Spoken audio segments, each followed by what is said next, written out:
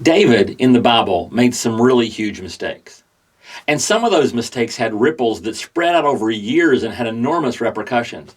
But sometimes God graciously would rescue David from potential mistakes, just like he does with us. In one of those times was when his son Absalom, David's son Absalom, rebelled against David, tried to overthrow him, raised up his own army, and there was actually pretty iffy who was going to win, whether Absalom was going to take over the kingdom or David was going to retain it.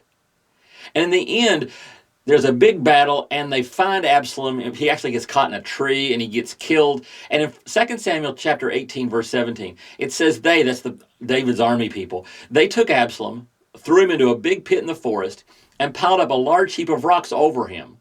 Meanwhile, all the Israelites fled to their home. All the people who had been following Absalom fled to their homes. So now Absalom is dead, the rebellion's over, but everybody is all disturbed because what happens next? David has left the kingdom, left the palace. What happens next? And in verse 33 of that same chapter, it says this: the king was shaken because his son had been killed. He went up to the room over the gateway and wept. So he's out in public. Everybody can see him. As he went, he said, "Oh, my son Absalom, my son Absalom, if only I had died instead of you. Oh, Absalom, my son, my son."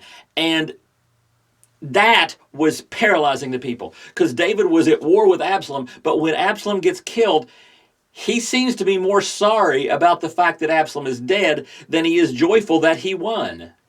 And all those people who supported him are upset.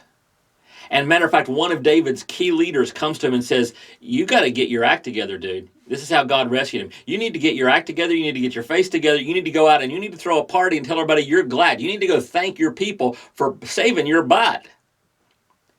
And he made a huge mistake, and he got over it because somebody gave him wise advice. But let me point out what his mistake was.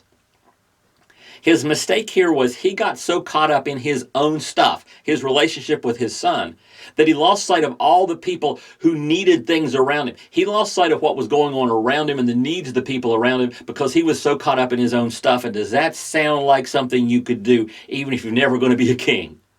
Can you get so caught up in your stuff that you lose sight of what the people around you need? Well, today would be a good day to look around and see what the people around you need from you, and quit spending as much time today worrying about your stuff and start worrying more about the stuff God wants you to do for others. And that's today's Jumpstart.